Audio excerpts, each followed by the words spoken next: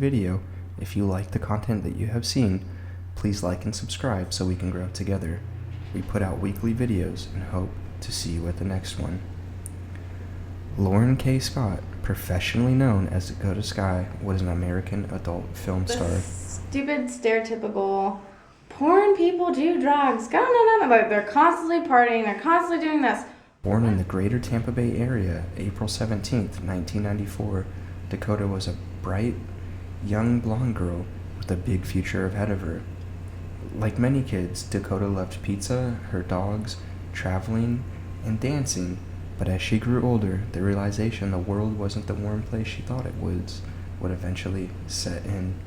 5'2", most? Yeah, 105 pounds. No, I'm 94 right now. 94 pounds. You're just like a tiny little pixie. Trouble started early for Dakota. Raised by a single mother, Dakota's tumultuous home life would follow her into adulthood. And how did you seek it out? A webcam. Abandoning her dreams of being a marine biologist, Dakota's mother instead turned to alcohol, struggled with substance abuse, and rarely interjected in her child's life. Despite the disadvantages at home, Dakota, by some accounts, was still active, trying to hold on to that last bit of childhood. She was a cheerleader, a member of the color guard, played the trumpet, and loved ballet and gymnastics. But as she grew older, the trauma she experienced was starting to catch up with her. From party to party, Dakota sought validation through the numbing pain she experienced in her early childhood, eventually leading her to move in with family in Ohio to escape the hell her mother had created. Her first taste of the industry came when she met a couple on a cam website that introduced her to that side of the industry. Getting on Chatterbait, it was a couple. And they're just some hippie couple that lives out in California. I ended up being friends with them, and then they just kind of recruited me to it. I did it for about a year and a couple of months, and then I was like, fuck this, I want to do porn. And then I ended up waiting a little bit longer, and then I just went for it. After being a cam girl, Dakota eventually moved back to Florida and made the transition to adult film actress in 2013. In 2013, Dakota burst onto the scene, working with many companies, and within her first 6 months appeared on over 100 film covers. At this time, Dakota was also subjected to the darker side of the industry from the get-go. Dakota explicitly stated her intentions were for girl-and-girl scenes, but pressure from her agency forced her into more hardcore roles. Deterred, but still determined, Dakota's work ethics helped propel her to the top of the adult film industry, and in 2015, she was nominated for the Best New Star Award. However, she had lost this award to another performer. Well, and I kind of thought the same thing, but as time goes on, I realized the more successful you want to be, I don't have time to do things like that. You know what I mean? So I feel like a lot of people think it's a bad thing for people to, I'm going to do porn. Well, God forbid, you know what I mean? Let's see what happens. It's not going to be good. That's what people think. About 2.5 years after Dakota debuted in the industry in 2013, she decided it was time to pack up and move to Los Angeles to expand her career.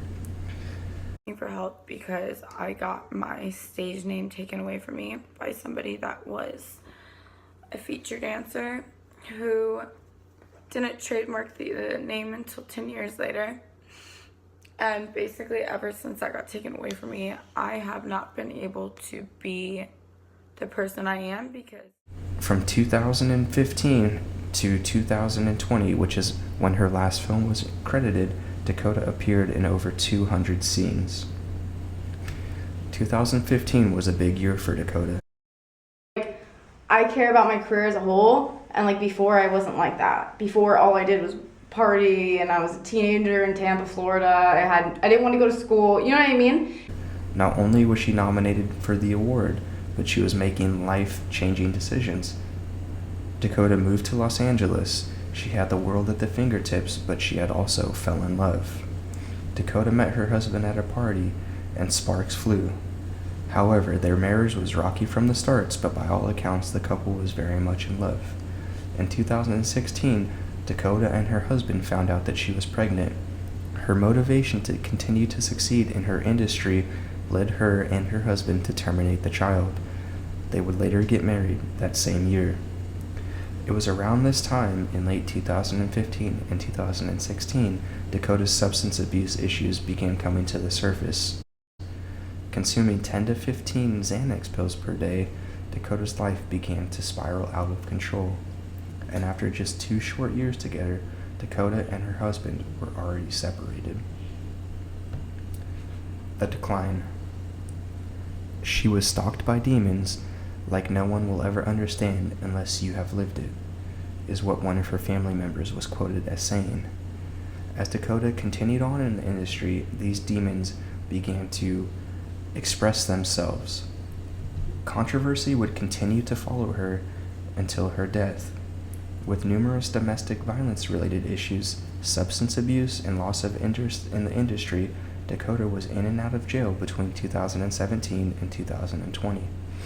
Perhaps the biggest controversy was Dakota's decision to pose nude in front of the George Floyd mural, a decision that caused outrage in many people, causing relentless ridicule and mockery. However, it was 2019 that was perhaps Dakota's hardest year, as she had lost not only her mother to her substance abuse issues, but both her grandparents due to the COVID-19 virus.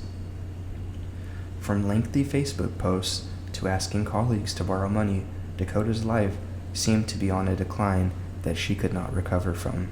Despite the love and support from her peers post-mortem, it seemed like many people in Dakota's circle began abandoning her.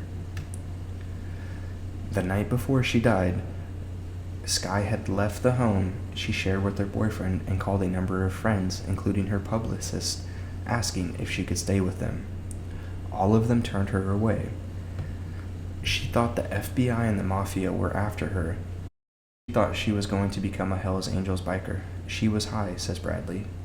She walked all the way from the valley to Los Angeles' Skid Row, an hours-long trip, before ending up at a homeless man's encampment at 2:30 in the morning. Although the LAPD rejected Rolling Stone's request for a police report, according to Lecomte Goebel, who spoke at length with investigators, the homeless man saw Skye smoking something before she curled up on his couch and went to sleep. She never woke up, a Yahoo article sourced. So what caused the industry and her friends to turn their backs on Dakota? Why was she abandoned and left to die in a stranger's RV in Skid Row?